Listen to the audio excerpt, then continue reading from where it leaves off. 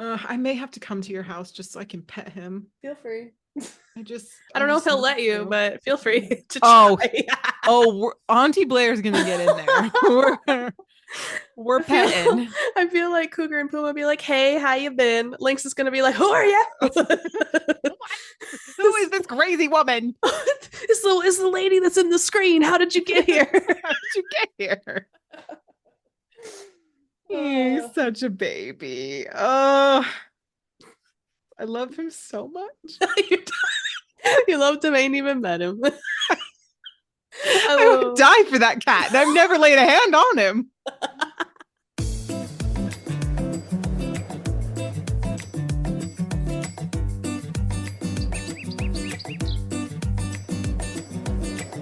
Hello, everyone, and welcome to the show. I'm Blair. And I'm Kirsten, and we are mediocre content. And yes, honestly, it's been so long. I'm like shocked we know how to do that still. We did.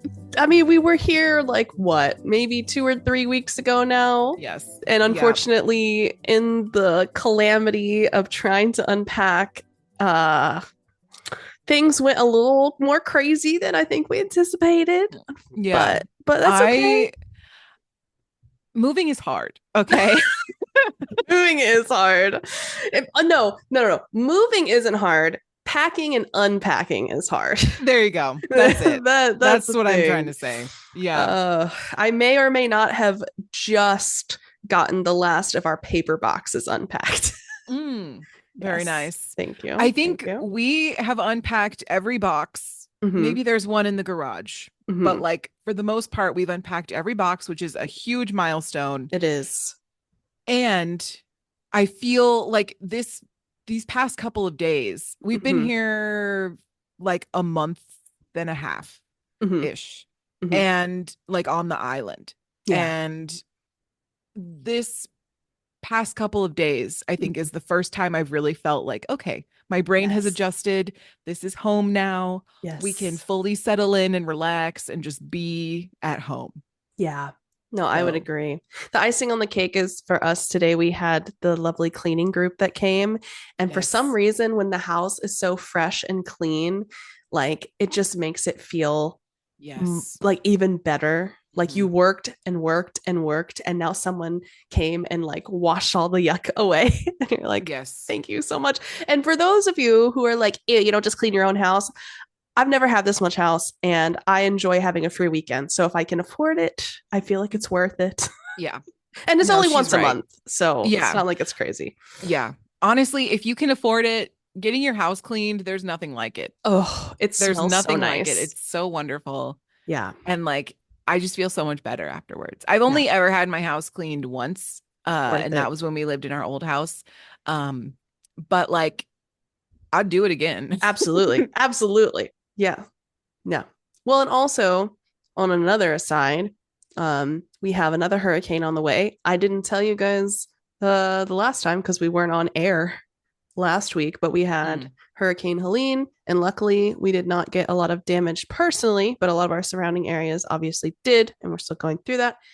And then we have Hurricane Milton on the way, but I think we're going to just get outskirts on that one too. I'm more worried about Tampa and Orlando area. That's going to be definitely really I know that spot. They put Walt Disney World on like a state of emergency or whatever. So, it's literally going to pass right over them.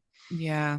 And it's already Hurricane 4. Like, Milton, calm down. Like, who are you trying to impress? So I was going to say that, like, Milton is a very weak name for a hurricane. He said, watch like, this. No offense to any Miltons out there, but, like, bro. but, like, that's not a challenge. Like, I'm not trying to make, like, don't, just be what you are. Sure. Like, you know, we want you to be a weak-ass hurricane. Please be a weak-ass hurricane. Oh my gosh. No, I agree. Helene sounded very like punchy. And then at the end, I think she did kind of crest into that like category 3 era. And I just feel like that makes sense for her. But a Milton? I don't know. Yeah. Our thoughts go out to everyone who's been affected. I mean, we've both, Kirsten's currently on the East Coast. I lived most of my life on the East Coast, and, you know, we know how it is. We hope everybody's doing okay. Like, check on your Yes, neighbors, check on your pets, the whole thing. indeed. Be safe. Don't donate if you can, Yes, we've done a call lot of call that. your call your elected Mhm. representatives and let them know that you're upset that your house has been swept away. I remember, was it here? I think it was here where there was like that viral video going around of the church that was just in the ocean recently. Oh no. Oh my But it God. wasn't due to a hurricane, I don't think. I forget what happened, but it really was. I think it was in like maybe St. Augustine or something. Maybe I'm thinking of Mm, that wrong. But there was like a mm, literal church just like floating down the beach. mhm. That I believe it. I believe Yeah. it. Mm-hmm. I saw several videos of like on the Outer Banks in Mm-hmm. North Carolina. When they first started developing that area, there were Mm-hmm. houses that were developed way too close to the ocean. Obviously. And like with rising sea levels slash hurricanes, they have been Mm-hmm. slowly being washed away. And so you Mm-hmm. every now and then you'll see a video of like a house being just like taken out by the ocean. Yeah, you And know, it's like a vacant, like people know not to live there, so it's sure. fine. But people just like video and like watch the house just swept away by the ocean. They're like, here goes another one. It's just like I wanted ocean front, not ocean in. Like Right. that Right. sucks. Yeah. Yeah. Oh my goodness. Oh, well, with all that to say, we're moving forward and hopefully we'll be a little more consistent now that we're established. Hopefully things have been good with everybody else. Yes. And this is all just to say welcome back, hopefully officially. Yes. Yes. Yeah. Hopefully. We're getting it together. We promise. We also we're kind of behind on our programming. Like we We did are. I will say, like, pat us on the back for a second. We Indeed. did such a great job of like organizing all of our podcasts for like September, October, November, Mm-hmm. December to like finish out the year and like get you guys through. We're behind.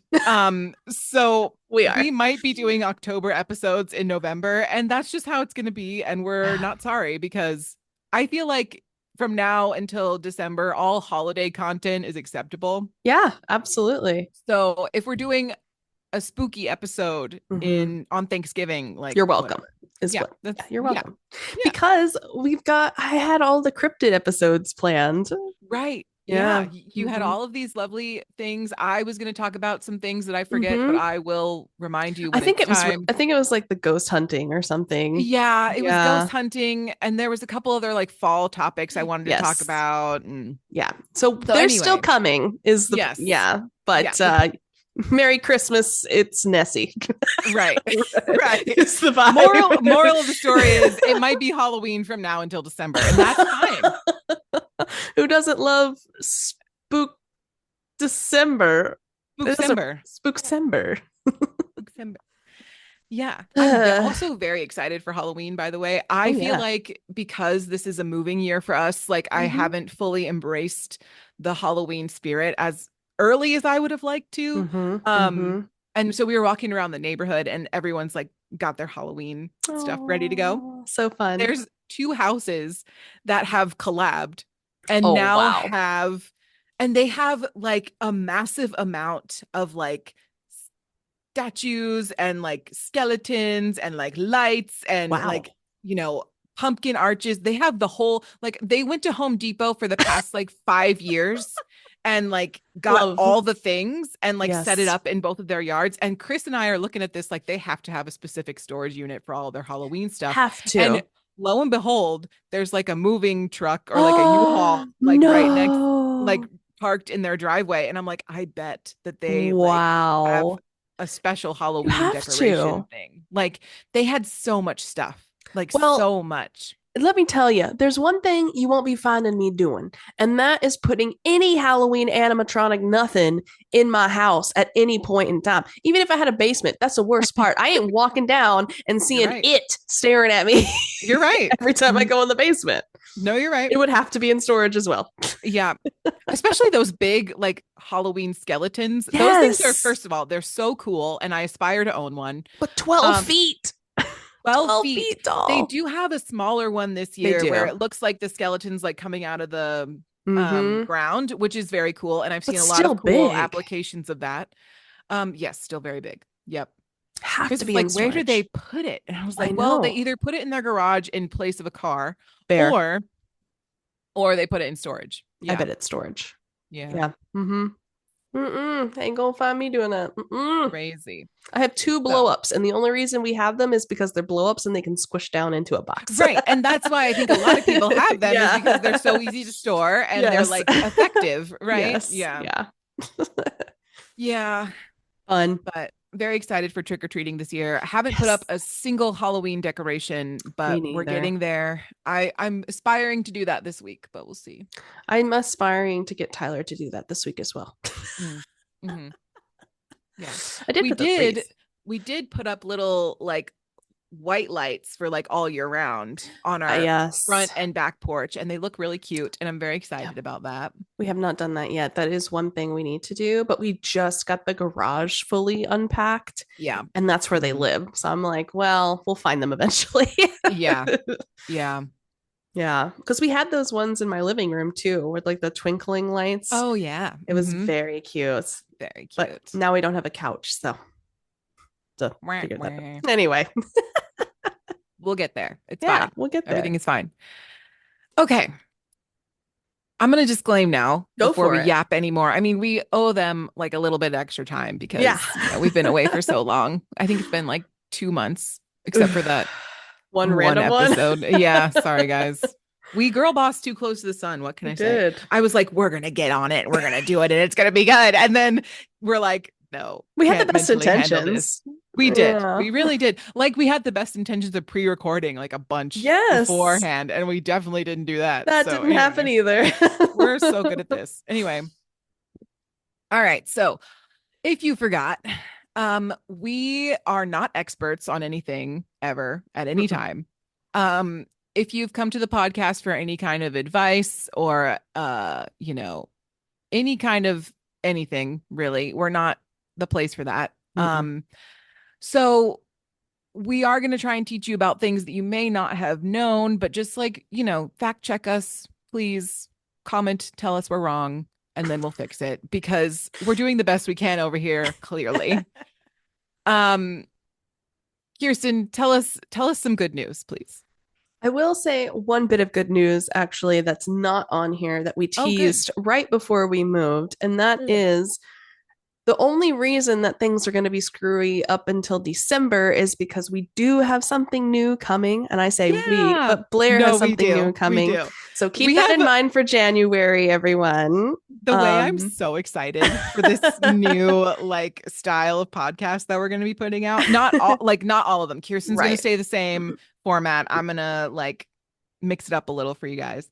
But I've been like writing down like different thoughts and things that like I want to talk about, and like the list is so long and I'm so excited. Okay. So that's good news number one. Stay tuned for January 2025 with some new mediocre content. Besides that, the second piece of good news I have is about cats, which I feel like anything involving cats is good news. Side note, we should say that our cats did make the transition into the moves very well. They did. Everyone survived. Everyone got on the plane, like did the things. Everyone's Salem did fine. howl for 3.5 hours, but That's that is acceptable. neither here nor there. Yeah, so everyone's fine. Everyone's adjusting to their new home. Yeah. We're all good. All right. So, anyway, exactly. Yeah. Go ahead. Well, this cat's name is Taboo, which is adorable, first of all. And I've titled this Cat Burglars for a very good reason, because Taboo, a 12-year-old black and white resident of West Yorkshire, England, has stolen gloves, socks, underpants, and shoes from multiple properties across the area that he lives. Her. Her owner, who is Sandra Danskin, has now been forced to share regular pictures of the loot on social media so that residents can come and reclaim their stolen items. However, Danskin, who usually is on night shift duty, says that Taboo is rarely caught and has become a master of her criminal trade. Danskin is quoted as saying, "Whenever I come home from my shift, there are all sorts of things waiting for me, either dragged in through the cat flap or left on the drive. This morning, I had 4 pairs of socks and a pair of underpants. She loves bringing back items of clothing like that, but also we've had a mop head and kitchen rolls. We even had half a dozen eggs once, still in their box, but all broken. We think she must have taken them off." I know. "We think she must have taken them off someone's doorstep when the milkman dropped them off." End quote. Wow. Taboo is going for it. Oh my God. Neighbors have joked that they changed the locks of their houses and that Danskin should figure out how to train her little thief to discern worthless goods from high-end goods like Rolexes. Fair. Literally. However, Sandra believes that Taboo steals clothes from people's washing lines, which makes sense, or sneaks into their houses if the door is left open, which also makes sense. Or windows, too. Or windows. Yeah. They might have a doggy door, which is also the perfect time for her to come in. First of all, calling it a cat flap is like so good. It is a cat flap. Why have we, I love that. Anyway. Cat flap. It's just great. So she's only been caught once so far, when a neighbor spotted her trying to take a t-shirt from his clothes dryer in the kitchen. Her owner, Danskin, said that if she brings a sock back, she will always go back to get the matching one. In fact, she has a box full of stuff she's brought, and every now and then I go on Facebook to post so that people can claim. So Taboo was originally a house cat and belonged to Sandra's daughter, Gemma. And eventually, Gemma could not bear with the kleptomaniac cat any longer, and so he went to live with Sandra and her 3 other cats. Now the cat burglar loves to let her current owner know when she's pulled off a successful heist by admitting a signature howl, which I'm sure is lovely. So anyway, that is Taboo, and it is adorable. Imagine being internet famous, but because you have to put people's clothes that your cat dragged in, it brings a whole new meaning to the phrase, "Look what the cat dragged in." It's very true. It's very true. You're like, Barbara found your underpants. That's right. Come by and claim. Oh, God. And then the other piece of good news. This is called Mile High Wine and Vine. With more visitors than ever before, there's a new airport terminal in Florence that has a green roof and now sports a vineyard on top. The Italians are passionate, of course, about greening their buildings, with the famous Bosco Verticale in Milan being the flagship example. To celebrate its heritage as one of the wine capitals of the world, the Amerigo Vespucci International Airport in Florence features an 8-hectare or 9-acre vineyard on top of its long sloping roof. A local prestigious wine company will harvest the grapes and manage the vineyard roof, and the venting will also be done on site in a cellar on the airport grounds. The creative minds behind the project are Raphael Vinoli Architects, an American firm that was tasked with redesigning the international terminal as part of renovations to reorient the existing airport runway, which is inadequately short and adversely affected by nearby hills. Linear structures of precast concrete contain the soil and irrigation to sustain the vineyard and are held aloft by a network of branching columns inspired by the vines they hold up. The columns shade most of the terminal areas, which will help, of course, reduce energy from heating, and skylights will flood these areas with natural light, which I'm sure is absolutely gorgeous. Mm-hmm. There is a quote stating, "This enormous surface, which hides the airport terminal when viewed from..." Oh goodness, I'm going to butcher this. Brunelleschi's Duomo and other prominent vantage points in the city will not only serve as a landmark for the city's sustainable future, but also as a symbol of traditions, history, and an innovative spirit that continues to drive the Italian economy into the 21st century. Long story long, go get your wine in Italy. Literally. Literally. And that's the good news. Yay, good news. I really need to bring Kirsten's science corner back at some point. Haven't had a lot of science we'll get there. There. Yeah. We'll get there. I'm proud of you for branching out. Thank you. Yeah. Okay, so today we're going to talk about the history of cinema. Woo. Or the motion pictures. Brief overview, but I tried to hit the high points. Mm-hmm. We start as early as 1830, which was honestly a shock for me. Jeez. Because girl. Girl. That's very Um, impressive.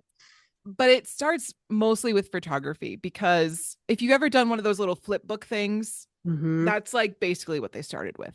Ah, not what So, I expected. right. In the mid 19th century, photography became like a mainstream thing and like nobody smiled in pictures. We talked about that, I think, in one podcast or another. Mm-hmm. Um, especially during the Civil War, because it was used to like document American battlefields and Mm-hmm. all that stuff. Um, so ways to exhibit the photographs, because like this was cutting edge technology. So it was like Mm-hmm. Instagram before Instagram. Several inventors came up with a simple toy that made it possible for a series of pictures to be viewed in rapid succession, creating the illusion of motion, and it was called a zoetrope. So Cute. very much similar to the flip book, or I Mm-hmm. honestly even one of those little like viewfinder things that were very Yeah, popular in the 90s. I had one of those. It was I did cool. too. I had like a little Cinderella disc to go in, and it showed me like Aww. pictures of the Cinderella story. Anyway, the illusion of films is based on the optical phenomena known as the persistence of vision and the phi phenomenon. The first of these causes the brain to retain images cast upon the retina of the eye for a fraction of a second beyond their disappearance from the field of sight, while the latter creates an apparent movement between the images when they succeed one another rapidly. Hmm. Together, these phenomena permit the succession of still frames on a film strip to represent continuous movement when projected at the proper speed, traditionally 16 frames per second for silent films and 24 frames per second for sound films. Hmm. Before the invention of photography, a variety of optical toys exploited this effect by mounting successive phase drawings of things in motion on the face of a twirling disc. So the phenakistoscope Sure. in 1832, or the inside a rotating drum, the zoetrope. I wonder So, why it mattered how many frames per second you needed silent versus so sound. it's probably some physics related answer Mm-hmm. where like sound and light travel Mm-hmm. differently, you know? Mm-hmm. Um, You're probably right. Yeah. yeah, but I can't bring that knowledge to the forefront of my brain Come on, today. Blair. I know, but I feel like that's Yeah, that makes I'm in the right sense. vein somewhere. So in 1939, Louis Jacques Mande Denguery, Oh, 1839. Girl, you ain't even left the 18, sorry, 1800s. 1839. You're right. You're right. I've had too much coffee this morning already, you Mm. know. This is what I get for drinking Chris's coffee. I was gonna say what you get for Um, drinking non-decaf coffee. literally, no, but like we have two extremes in this household. I'm decaf and Chris is 2 times caffeine. There is no in between. My poor parents came to visit and they were like, "Do you have regular coffee?" We're like, "No, No, no, you we have to don't." feel like your heart's about to burst out of your face. Or be tired. Take your pick. Yeah. The second one is so real. I love having my coffee with Tyler in the morning. He's like, "All right, let's go." And I'm like, "Can I have just a few more minutes?" I'm trying to trick my brain into believing there's caffeine in this. Um, Oh. anyway, 1839, French painter perfected the positive photographic process known as daguerre- daguerreotype.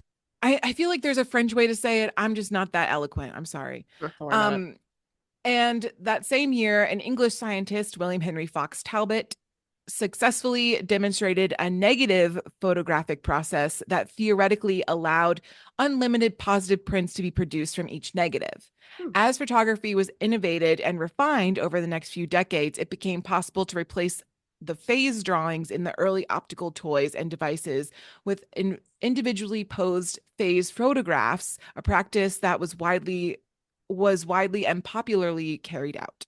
Hmm. There would be no true motion pictures, however, until live action could be photographed spontaneously and simultaneously. So then we have many inventions. Um, Basically, this required a reduction in exposure time from the hour or so necessary for the pioneer photographic process to the 100th of a second achieved in 1870. It also required the development of technology of a series of photography by the British American photographer Edward Muybridge, I think you had it right. Yeah, Muybridge. between 1872 and 1877. During that time, Muybridge was employed by Leland Stanford of California, who was the governor. Um, and he, so this is like the lore. Sure. So he was a zealous racehorse breeder. And he wanted to prove at some point in its gallop, a horse lifts up all four hooves. Okay. Off the ground at once, Of all because things that could this is spark. this is what they did for fun. Right. All right. So conventions of a 19th century illustration suggested otherwise. And the moment, because like the human eye can't see it, the movement itself occurred too rapidly for perception by the naked eye. So they experimented with multiple cameras to take successive photographs. And finally, in 1877, he set up a battery of 12 cameras along the Sacramento racecourse with wires stretched across the track to operate their shutters. As the horse strode down the track, its hooves tripped each shutter individually to expose a successive photograph of the gallop, confirming Stanford's belief. That's like very clever. They were very clever, and they proved that the horse does lift up all four at some point during the gallop. Okay. And then Walt Disney made Cinderella 2. No, just kidding. We're getting there. It's just crazy the things that like spark invention. Like it's usually the weirdest, most off-kilter thing. They're like, yeah, we just kind of wanted to see if all the horses' feet were in the air. Yeah. It's so weird. Literally. So the findings fascinated many. With Stanford's support, he created a sequential photo projector called a zoogyroscope. Honestly, would you guys just name them normal things, please? Different times. In 1879. So the zoogyroscope was in 1879. So we're getting to the 19th century, or the 20th century, I guess, technically. Anyway, sorry, I'm not going to think about it too much. With this device, Muybridge projected his photos to an enthralled San Francisco audience the following year. All right, so 12 pictures per second. We're moving up in the world. The French physiologist, whose name I cannot pronounce, took the first series photographs with a single instrument in 1882. Once again, the impetus was an analysis of motion too rapid for the perception of human eye. His last name is Mari, I guess. Sure. Invented the chronophotographic gun, a camera shaped like a rifle that recorded 12 successive photographs per second in order to study the movement of birds in flight. These images were imprinted on a rotating glass plate. Later would develop into the paper roll film. And for Gen Z, they used to be sold in canisters and you keep them in the freezer. And then you shake it. I'm just kidding. And then you shake it.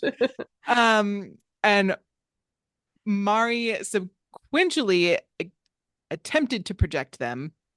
Like Muybridge, however, Mari was interested in deconstructing movement rather than synthesizing it. He did not carry his experiments much beyond the realm of high-speed or instantaneous photography. In 1887, in Newark, New Jersey, an Episcopalian minister named Hannibal Goodwin developed the idea of using a celluloid as a base for photographic emulsions. The inventor and industrialist began manufacturing celluloid roll film in 1889 at his plant in Rochester, New York. This event was crucial to the development of cinematography. Series photography, such as Murray's chronophotography, could employ glass plates or paper strip film because it was recorded events of short duration in a relatively small number of images. but in this run-on sentence, cinematography would inevitably find its subjects in longer, more complicated events requiring thousands of images, and therefore just the kind of flexible but durable recording medium represented by celluloid. Okay. So we're moving towards we're getting to the recording film on like a, what your parents used to use. Like a recorder. Like a recorder. Yeah, not that's not the correct. musical instrument. The video The recorder. video recorder. I can play one heck of a recorder, We let me have a tell lot you. of we have a lot, no shade to my mom, but we have a lot of good footage of the inside of the lens caps. That's all I'm saying. Good job, Mom. Um, so let's see. Such a device was created by a French-born inventor, Louis de Prince, in the late 1800s. He shot several short films in Leeds, England, using the celluloid technology. In 1888, the following year, so in 1889, sorry, he began using the newly invented celluloid film, and he was scheduled to show his work in New York City in 1890, but he disappeared while traveling in France. Sus. So sus, what? The exhibition never occurred, and Le Prince's contribution to cinema remained little known for decades. Instead, it was William Kennedy Laurie Dickinson Dickinson. working for in the West Orange, Oh, New man. Jersey laboratories of the Edison Company, who created what was widely regarded as the first motion picture camera. So Thomas Edison actually, as we'll find out in the next paragraph, had something to do with not only the light bulb, as everyone knows and loves him for, but also movies. And then So taking out Dixon. Right. So Inside yeah, job. that, I mean, in 1889, I feel like that's that would take a lot of effort because, you know, they didn't have planes. Sure. But you're not wrong. I don't know. He's like, oh, look at this. He's like, I'll be taking that. So the kinetograph is what Thomas Edison and his British assistant, William Dickinson, invented. And they were worried that others were gaining ground in the camera development. That's all I'm saying. That's why they invented it in 1890. A primitive motion picture camera. So, yeah. Anyway. That's cool, though. In 1892, he announced the invention of the kinetoscope, a machine that could project the moving images onto a screen. So we're getting close. We're almost there. Very close. Movies, almost. We're getting there. These were a device adapted from the escapement mechanism of a clock. Oh. To ensure the intermittent but regular motion of the film strip through the camera, a regularly perforated celluloid film strip, which is basically like what you imagine film to look like in like the old movies with the big rotating film disc thing. Yep. To ensure precise synchronization between the film strip and the shutter. Dickinson's camera, the strip kinetograph, initially imprinted up to 50 feet of celluloid film at a rate of 40 frames per second. And we said 24 frames per second was the minimum for sound films. Yeah. Wow. In 1894, Edison initiated public film screenings in recently opened kinetograph parlors. Because Edison had originally conceived of motion pictures as an adjunct to his phonograph, he did not commission the invention of a projector to accompany the kinetograph. Rather, he had Dickinson design a type of peep show viewing device called kinetoscope, in which a continuous 47-foot film loop ran on spools between an incandescent lamp that shuttered for individual viewing. Starting, so like, you know how so you just look in right by yourself. Yeah, right. Wow, what a beautiful group outing this has been. Well, yeah. Right. In 1894, kinetoscopes were marketed commercially through the firm of Rath and Gammon for $250 to $300 a piece, which was a lot of money back then. The Edison Company established its own kinetograph studio, a single room building called the Black Maria that rotated on tracks to follow the sun in West Orange, New Jersey. So that's where it's got its light source from.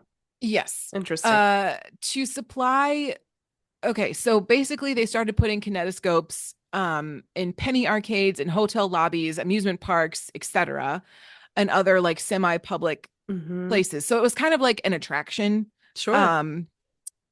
Yeah, like the movies, you Mm-hmm. know. Mm-hmm. In April of that year, so what year is this? We're in 1894. So in April of that year, the first kinetoscope parlor was opened in a converted storefront in New York City.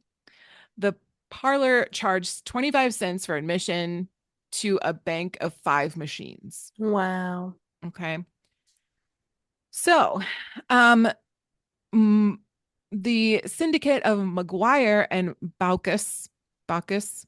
Yeah. um, acquired the foreign rights to the kinetoscope in 1894 and began to market the machines. Edison opted not to file for international patents on either his camera or the viewing device, and as a result, the machines were widely and legally copied throughout Europe, which is great. Mm-hmm. Where they were modified and improved far beyond the American originals. Hmm. Go Europe. In fact, it was the kinetoscope exhibition in Paris that inspired the Lumiere brothers, Augusta and Louis, to invent the first commercially viable projector. Their cinematography, which functioned as a camera and printer, as well as a projector, ran Jeez. at the economical speed of 16 frames per second. Only And it good was for given, silent films. I know, it was given its first commercial demonstration in December 28th of 1895. Cute. Unlike the kinetograph, which was battery driven and weighed more than 1,000 pounds. Good grief. Wait, you're just The gonna slide by that? Yeah, they're Good big night. machines. They're like, yeah, they're Cheese very and large, crackers. very large. Um, the cinematography was hand cranked, lightweight, so it weighed less than 20 pounds, and was relatively portable. And this naturally affected the kinds of films that were made with each machine, right? So Edison's films initially featured material such as a circus or vaudeville acts that could be taken into a small studio to perform. But like early Lumiere films were made like documentaries, basically, Mm-hmm. where they were able to film like real life. Imagine somebody's arm muscles who's just cranking that thing every single show. Yeah, Wow, crazy. biceps for days. Biceps for days. Um, so after a few years, the design changed in the machines and made it possible for Edison and the Lumieres to shoot the same kinds of subjects. But in general, Lumiere technology became the European standard during the early era. And because Lumieres sent their cameramen all over the world in search of exotic subjects, the cinematography, there's like an accent somewhere in there, Sure. became the founding instrument of distant cinemas in Russia, Australia, and Japan. Hmm. All right. So I put a little note in here because I was like, I so see basically, that. this was a big deal. And to summarize a very long section of the article, the movie business at the time was one company that had a projector and the equipment and the movies all in one package. Nice. Yeah. So it was kind of like one big thing. Mm-hmm. Mm-hmm. But now in 1897, so we're still in the 1800s, Mm-hmm. they started traveling like around like circuses to be able to show these Mm-hmm. moving pictures, right? Mm-hmm. This created a separation Mm. like from the production company to the actual like people showing the movies, right? Right. And they had a lot of control. So the separation, the so like the people showing the movies had a lot of control over what was shown and how they were cut together, which Mm-hmm. basically invented the first style of editing, Sure. because the Sure. people who had because you had these big like film strips that Right. people were in charge of, and they were in charge of showing like the order in which all of these things went. Right. So um yeah, I can so imagine that that's got a little dicey at times. yeah, I Yeah. mean, I think that's just, Mm-hmm. how they did it, That's which is showbiz, exciting for baby. them. Yeah, no, exactly. So we're going to skip a little bit ahead. Let's see. Um, there was a few more inventors that like contributed um, to the different like styles of film. Mm-hmm. Um, and you guys can go crazy with that Yeah. later on. It seems very in depth. It is very in depth. I would like to share this one fun fact though. In the early days of film, so in the early 1900s, like 1903 Mm-hmm. ish, film's popularity encouraged investors and led to the establishment of the first permanent film theaters, which are called Nickelodeons. Oh my gosh. So, and the definition of a Nickelodeon is basically a movie theater. Nickelodeon was the first type of indoor exhibition space dedicated to showing projected motion pictures in the United States and Canada. Running about 12 minutes, it also helped boost standard film length toward one reel or 1,000 feet. If you So, guys don't know, Nickelodeon was a very popular TV and station continues to and be. continues to be today. Is like the station that if you were a kid in the 90s, you probably knew a lot about because that's where SpongeBob was a big Mm-hmm, player. mm-hmm, Even outside of like the older kids shows, that's Dora the Explorer. I mean, we're mm. talking a huge conglomerate, and it's so interesting that they use Nickelodeon Yeah, as their name for that. yeah. It's so weird. Huh. It's so interesting. I think there's probably some thought there. Oh, I don't know sure. what it was, but anyway, I'm going to give you guys a break and then we're going to finally enter the pre-World War One era by Woo! the time we get back. All right.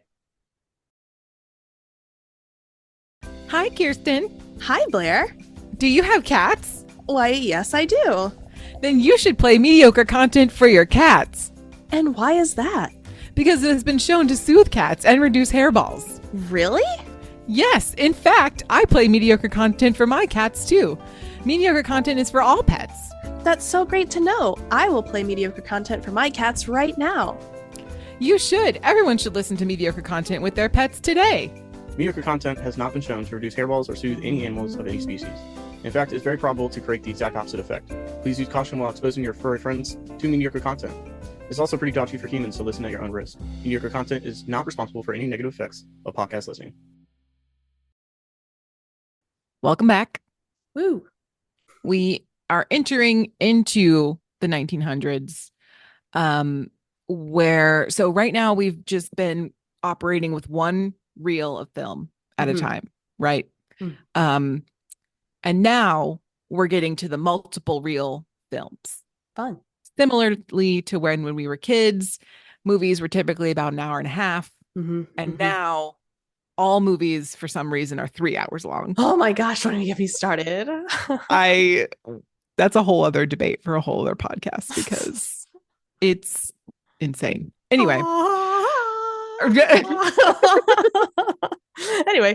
Anyway. All right. So, multiple reel films appeared in the United States as early as 1907.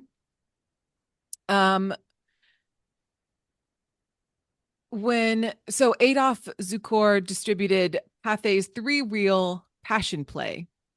But when the Vitagraph produced the 5-reel The Life of Moses in 1909, the MPPC forced it to be released in serial fashion at the rate of 1 reel a week. It's like waiting for episodes to come out. Correct. Gross. The multiple reel film, which came to be called a feature in the vaudevillian sense of the headline attraction, achieved general acceptance with the smashing success of the 3½ reel Les Amours de la Reine Elizabeth, Queen Elizabeth, in 1912. Very cute. Which starred Sarah Bernhardt, which was imported by Zukor, who founded the independent Famous Players production company with its profits.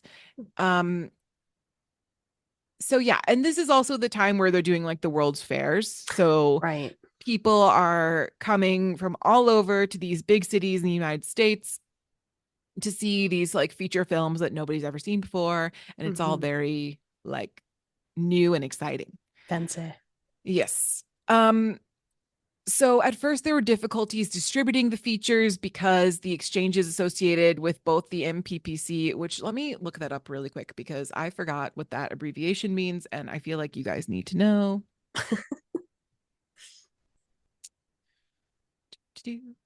Kirsten. Yes. Say something, do something while I'm doing this. Something. Oh, I could have looked it up for you too. Okay, so it's the Motion Picture Patents Company. Just Oh, so they just provide patents. yes, for all of these motion pictures. And this was how they did it in the early days. So difficulty distributing features, the MPPC and their independents were geared towards cheaply made one-reel shorts, because obviously that's easier, because of their more elaborate production values. Features had relatively higher negative costs. This was a disadvantage to both distributors who charged a uniform price per foot. By the 1914, however, several national feature distribution alliances that correlated pricing with the film's negative cost and box office receipts were organized. These new exchanges demonstrated the economic advantage of multiple reel films over shorts.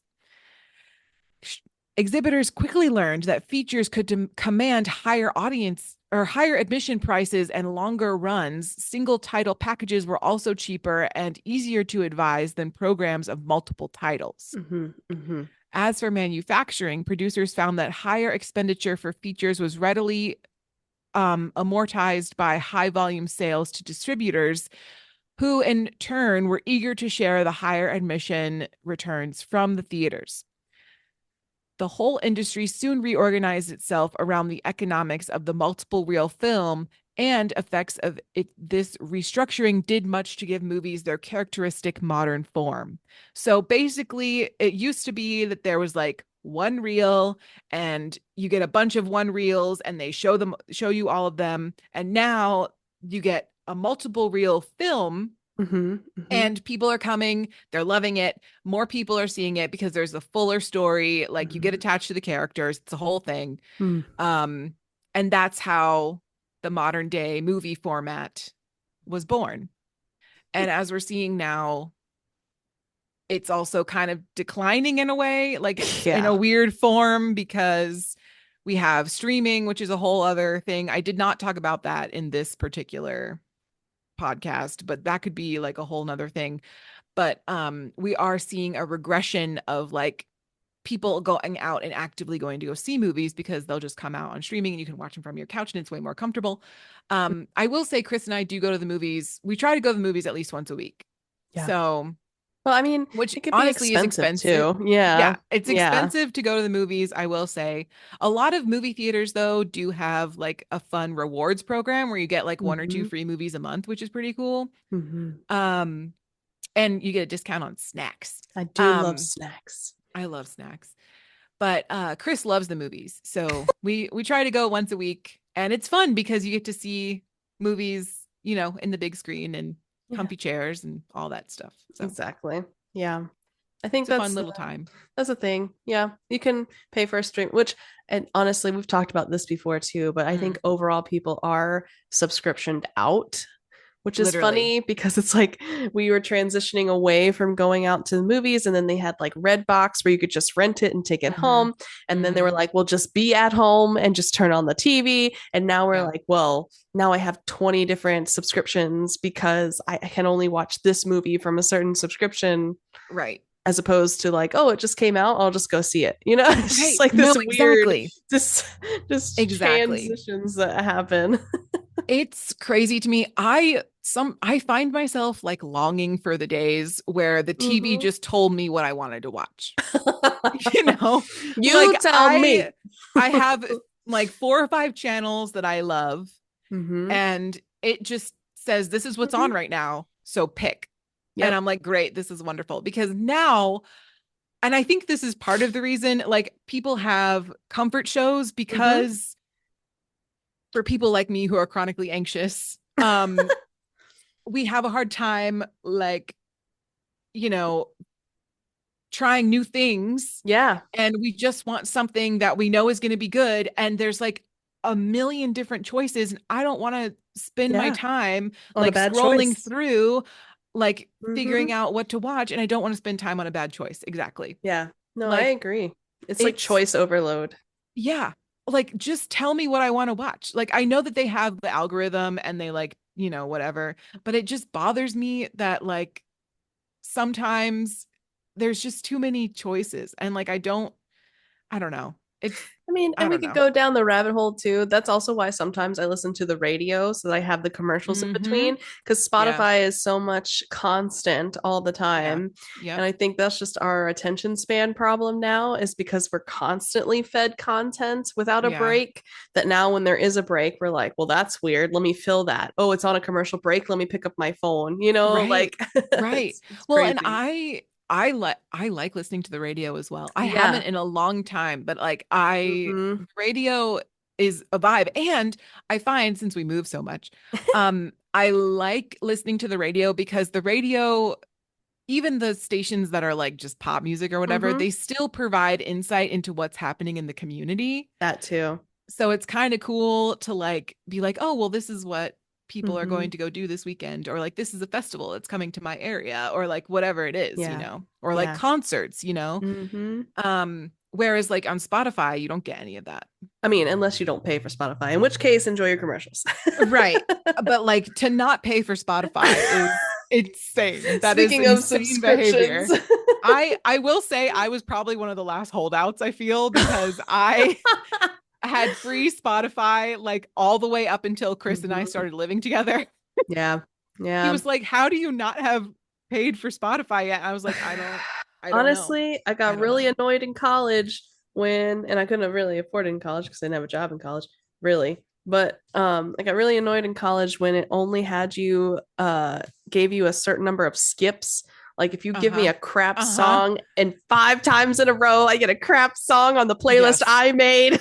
Right. No, Don't make me exactly. so mad. Oh my God. Also, I don't know if this happens to you, but like when I push shuffle on Spotify, it like sometimes it plays the same song Yeah. like on shuffle. And so I learned on TikTok that if you clear out your Spotify Yeah. cache, I don't know. Cash. Then it'll like reshuffle everything. And I'm like, Mhm. that's amazing. But And also that makes so dumb. much sense. But it is dumb. You're right. Been It is listening to dumb. the same song since 2018. That's what I'm saying. That's what I'm saying. But yeah. So anyway, hot tip for those who are elder millennials. You get a tip on that tangent. Yeah, literally. All right, let's see if we can bring this back over to movies now. So movies, the feature was born. We have people sitting for longer periods of time developing character relationships in the screen. We got it. Okay.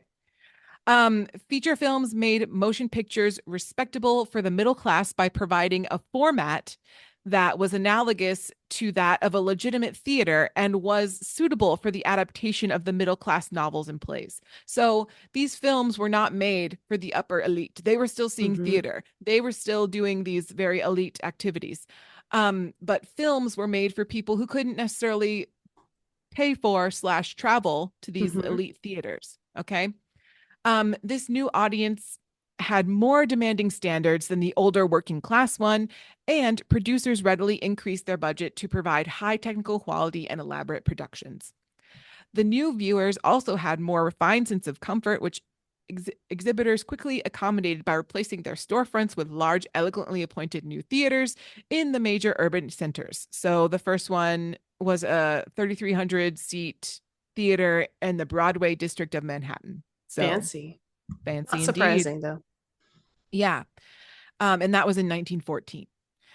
So, known as dream palaces because of the fantastic luxuriance of their interiors, these houses had to show features rather than a program of shorts to attract large audiences at a premium prices.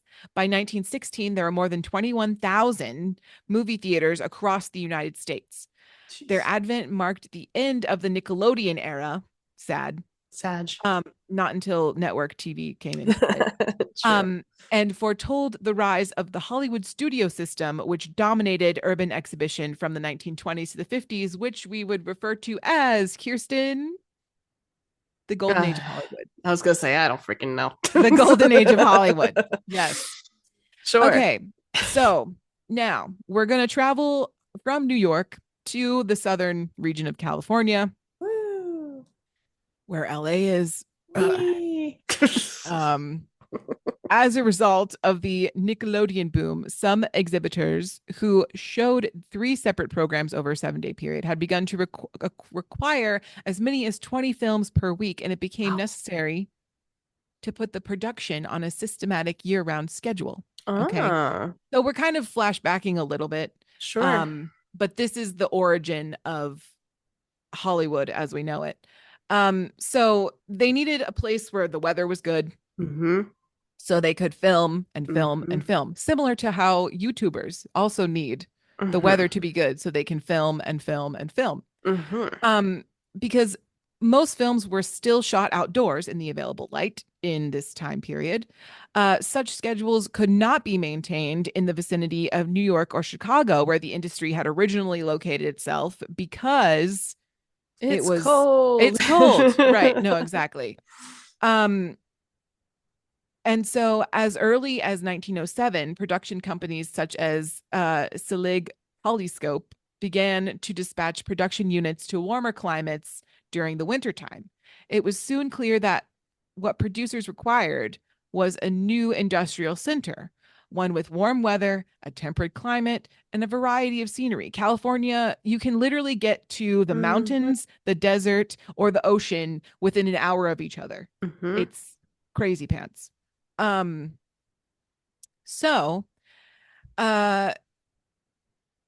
Various companies experimented with the location shooting in Jacksonville, Florida, San Antonio, Texas, Santa Fe, New Mexico, and even Cuba, because that was open at the time. But the ultimate site of the American film industry was Los Angeles, obviously. It was generally thought that Hollywood's distance from the MPPC, which we talked about, lives in New York, made it attractive to the independent film industry because there was less regulation across the country. So some major film companies established facilities in Los Angeles in response to a number of the region's attractions, and these included the temperate climate. We talked about this. So basically all of the New York companies ended up moving to Los Angeles as well, or opening a branch in Los Angeles. And there was also low taxes at the time, cheap and plentiful labor, et cetera, et cetera. So there was a lot of pros, right? So in 1915, approximately 15,000 workers were employed by the motion picture industry in Hollywood. Crazy. And more than 60% of American production was centered there. So in the same year, the trade journal Variety reported that capital investment in American motion pictures, the business of artisanal craftsmen and fairground operators, only a decade before had exceeded $500 million. Jeez. Yep. That is quite a jump, in fairness. Yep. From vaudeville to California. Right. And so all of these companies, so the companies that moved out there, so the most powerful companies in the new film capital were independents who were flush with cash from their conversion to feature production. So these companies included famous players, Lasky Corporation, which was later became Paramount Pictures. And there was that one. There was Universal Pictures, also was out there at the beginning. Goldwyn Picture Corporation, also now Metro Goldwyn Mayer, something like that, I believe. It's the Lion one. Yeah. And then is there one more? And then Fox Film Corporation, which is now 20th Century Fox. So that's the origins of Hollywood, if you will. Let's see. So they established their production facilities in Burbank, California in 1922. Warner Brother Pictures also went out there, and Columbia Pictures was also out there Okay. And then we usher in Marilyn Monroe and all of the lovely other people of that time. And they're making beautiful, wonderful golden age of Hollywood in the 50s and 60s after World War II. And people are making lots of money. And now it's just the Marvel Cinematic Universe, basically. I mean, you're not wrong. Yeah. So yeah. Anyway, that's basically it. We all kind of know what happens after the golden era of Hollywood. Everybody jumped on that train. Right. We moved into the 70s and 80s and to and 90s, and now we're here. And this is important too, because I think we did an episode on animation as well, and the rise of animated films and animated movies. And it all started here physically with just trying to get moving pictures of people. Yeah. Well, I say people, horses specifically. Yeah. We actually, speaking of animation really quick, we went to the Aviation Museum at Pearl Harbor. Oh, I bet that was so cool. It was really cool. And they also had an temporary exhibition, so I don't know if it's still there, about Walt Disney in World War II. And like he made cartoons and different like mascots for different what am I trying to say? Different groups of people, like different what is the word I'm looking for? Characters? No. Like propaganda? No, well, yes. But like yes. But so he made different like mascots for the different branches of the military, but also each different squadron. That's what I was looking for different squadrons. And so you could write to Walt Disney and be like, hey, our squadron like wants you to design us something. Can you do that? And because the animators like didn't have a lot of work during World War II, because they had paused film production because everything was going towards the war, they like designed like different things, and you can see them on the planes, and it's pretty cool. It's neat. Pretty cool. Yeah. So anyway, do you have a favorite movie, Kirsten? I do actually, but you first. What's your favorite? Oof. Sorry. I will. Ew, I will. That was not what I anticipated asking. I'm sorry. No, I definitely. So my first instinct is to say A Cinderella Story with Hilary Duff and Chad Michael Murray, because that is my favorite like girl sleepover movie. Like it was always on. It's the best. It's like such a good movie. I will say that I know there's like I have other favorite movies, but like that's the one that like comes to mind first because it just like gives me childhood nostalgia. I will also say, like, in a dramatic category, I think The Dark Knight is a really good movie. I still think it's a good movie. But then I will say some of the Marvel movies are pretty good. And I like Chris is huge into that. So like I have gone and seen like most of them, and I like a lot of them. Yeah. I agree. I think also a lot of my favorite things to watch now are TV shows. Like, okay. Not like The Office. I'm talking, but like more of like limited series kind of TV shows. Like Scarlet Witch, WandaVision is what it's called on Disney Plus. Highly recommend that. And we're watching, because it's Halloween, we're watching Agatha All Along, which is another Marvel thing on Disney Plus, but it's really good, and you wouldn't know it was Marvel if you didn't see it. Yeah, that's cool.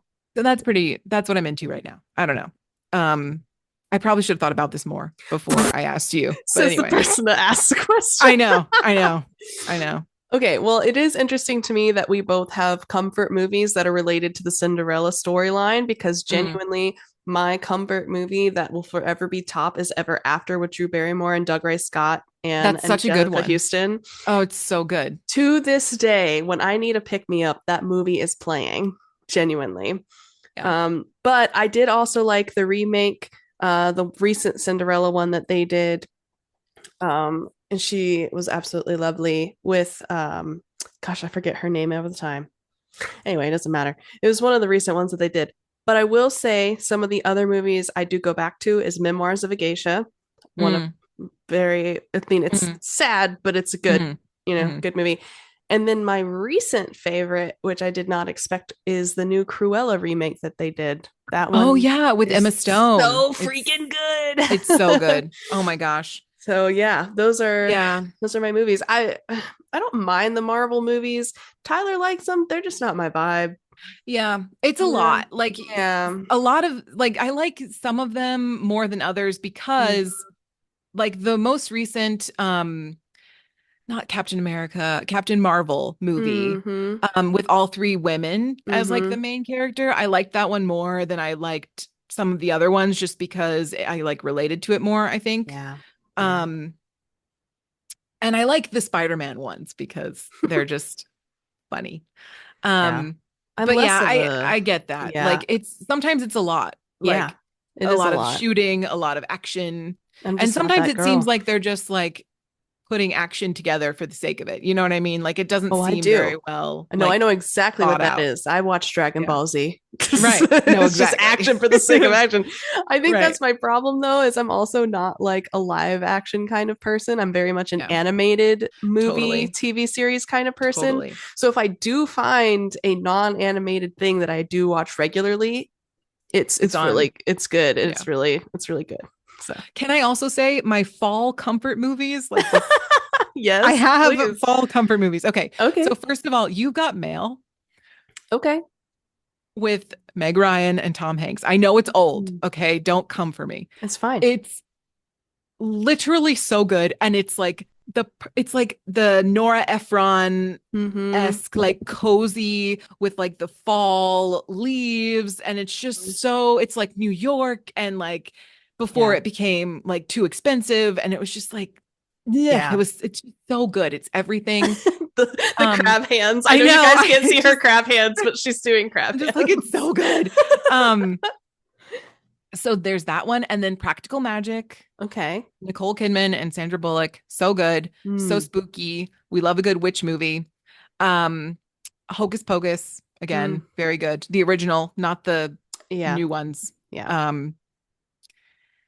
Those are good. Those are so good. And then of course Gilmore Girls, because like why not?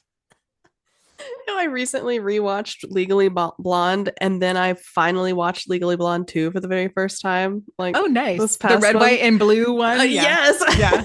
It was very interesting. It's so good. The first one is the best. The first one is the best. The second one is not bad. It could be worse for sure. Yeah. But I feel the one of the protagonists, or maybe it's antagonists, I don't know which one. But she plays in a lot of crime movies. It's the girl that like she walks in and she's like, not my place. But I feel like she plays in a lot of like CSI related or NCIS related shows, and I just cannot place her. I've been meaning to look it up. But anyway, as soon as I saw her, I was like, it's gonna be good. Yeah. Because I was like, you're in a lot of stuff like this when it comes to like Washington and government and stuff like that. Yeah. Gosh, what is her freaking name? I'm gonna have to look it up after. Is it the older lady that was like her boss in the second one? No, it was like one of her coworkers on the team that she's there with. That I can't place. I haven't seen the second one in a long time. Side note, Princess Diaries 3 is getting greenlit. But Julie Andrews said no. Well, yeah, but she's old. Like not in like a disrespectful way, but like in a I don't blame her because she's like 80 she's years old. Yeah. She is. It's Regina King. Oh yes. She is fabulous. She's also in A Cinderella Story. Just right. Exactly. She does the diner. But she also does like a lot of like related. I feel like she's in a lot of like movies that relate to like justice or government, but maybe I'm thinking Yeah, of someone else. you might be thinking of Kerry Washington, maybe, because she Maybe. plays Olivia Pope in she Mm, likes a lawyer as maybe well. that is what I'm thinking of. Yeah. Yeah. I don't know. She's really great, and I love She seeing is her really great. face. No, she's really great. I Yeah. agree. They panned to her, and I was like, "Oh my gosh, girl, It's you're gonna be a here!" good movie. Yeah. Yes. Love that. Well, you do you have a favorite genre then? You have that question here too. Should I throw that at you? Yeah, so I would say I gravitate more towards I can't watch like the apocalyptic movies like Interstellar, which we've Mm, established, and also Day After Tomorrow. Like those movies freak me out. So that's a no. fair enough. So like suspense movies, can't do it. Fair. But like if it's cheesy like Mission Impossible kind of, Okay. then like yeah, I can do it. That's fine. But like the like natural disaster like I can't do it. Mm, oh Because yeah, then Sharknado. I convince myself that it's gonna happen and it's real and it's like not Yeah, when I saw good. Sharknado for the first time, I Oh just my God. so just kidding. That's not what I mean, and I you know it. know, I know. Tyler Um, loves those. That's so stupid. I can't. That's a guilty pleasure for sure. For sure. Okay, so I I gravitate more towards like romantic comedies / romance Mm-hmm. movies because like Mm-hmm. obviously like we grew up on Confessions of a Teenage Drama Queen and A Mm-hmm. Cinderella Story and Princess Mm-hmm. Diaries. Like how could I not? You know what It's I mean? true. It's true. Um And Parent but Trap. and Parent Trap. No, exactly. Um so that's kind of what I gravitate toward. That would be my favorite. Mm-hmm. Um yeah, I'm not a scary movie girl. Me I'm not neither. I do like movies that tell stories as well, Mm-hmm. but those just don't come out very often and they're not in theaters for very long. So it gets a Mm-mm. little sad because like I like movies that have other points other than just like fight the bad guys, you know what I mean? Mm-hmm. Right. Yeah. But No, I like agree. it's few and far between nowadays. No, I agree. I'm not a rom-com kind of person per se, but I don't mind them. I'm not somebody that likes the Hallmark movies very much, but like my aunt No. does, like I that's her thing. really I like watching the Hallmark movies and making fun of them. Very funny. She likes watching them Like in legit. like legit watching, Yeah. which is fine. They're Yeah. cute, they're predictable, they're Oh, fun. totally. They bring in the They're season, yeah. You can turn your brain totally. off and totally know what's going Exactly. on. No, yeah, I get it. Exactly. I just watched a series on Netflix, which is now off Netflix, Mm. called Good Witch. And it's Oh. like a Hallmark TV show, and there's like 7 seasons, and it's very like fall Mm. witchy vibes, but there's like no real plot. Love. It's like so funny. And We've missed the plot. it's the most ridiculous part of this show, in my opinion. Not to interrupt your answer No. but so the town that they live in is like very special and like magical Mhm. and like lovely. And I can't even remember the name. That's how little of a plot there is. What But a I great remember, series. but their rival town Mhm. is called Blairsville. So like So I bet you took that real personally. like the first 5 episodes, they're like Blairsville is so stupid. We hate Ew. Blairsville. I'm like, this is slander. I hate Personal attack. this is literally the worst show ever. And like Chris and I were like, well, maybe we should make a drinking game every time they say Blairsville. We'll like take Drunk a shot. forever. Oh my God. That's great. But yeah. I'm sorry you anyway, felt personally offended by the show. I did. I did. But I continued to watch all 7 seasons. So Well, that's fair. yeah. I don't know. I don't know if I have a genre. That's a tougher question. Genre. I like things with history in them, like a little yeah. bit of history. Like it doesn't have to be full historical. I do enjoy documentaries. I do too. Like not unironic. I genuinely do enjoy a good documentary. No, I do too. But like, let me guess, are they all nature documentaries? No. Oh, good. Okay. I can't watch the nature documentaries because nature's You get horrifying, sad. and I do Yeah. get sad because Yeah. I just like the sad eagle that came down and took that duck. Oh my gosh. I had a traumatizing weekend with animals, but I'm not going to tell anybody about that. We already That's hashed good. it out, but It's good. no, I can't do nature documentaries. It does make me sad. I do enjoy historical or historically related So like Memoirs of a Geisha isn't exactly historical, but it is a memoir of someone's life, and it does have actually real things that happened during that time frame. Correct. That draw you in, and it's got a decent story. So it's like stuff like that, I guess. I don't know what you would call that. It's like historical fiction. Sure. Maybe, like period pieces kind of. Yeah. Because that's kind of why I like Ever After too. Like it's obviously not a documentary of like early century France, but I mean, it's, Do you like Bridgerton? Are you a Bridgerton girly? Really. We watched the first couple of episodes and we thought we were really into it, but we have yet to go back to it. So we must not have been that into it. Okay. All right. It was fine. I would try it again because it is that like period piece, like drama kind of thing. I think the reason I fell away, sorry, not to interrupt you. The reason I fell away from it is because it felt too much like a Hallmark movie. Like it was too predictable. You know what I mean? I'm like, well, duh, of course. Yeah. Well, and a lot of people have problems with its like inaccuracy to the period because like fair enough, it is like a period piece, but it's not very accurate. Loose. It's very loose. It's very loose, and there's like a lot of colors and like a lot of fashion that like necessarily wouldn't match the time period, but it looks cute. Like it does look cute. I do like the costumes that they had for that show. I can say 10 out of 10. They were beautiful with the episodes we watched. No, I agree. Yeah. I don't know. That's hard. Hard questions are hard. I know. But that's okay. Anyway. Well, I think that's it. I think we did it. I think we did it, guys. We did it. We did a whole episode. What I'll say, okay, so before we do the whole okay bye situation, like Blair said at the beginning, some of the episodes are going to be mixed in. We will have Halloween related episodes coming up, obviously for October. We'll rearrange some as well. You may have, a happy Halloween in December, but that's okay. We're going to get through it. Keep your calendars open for January with one of our new segments that's coming at you real hard. Can't believe we are 3 months away from that. That makes me a little nauseous, but we'll think about that later. We spent the entire summer moving.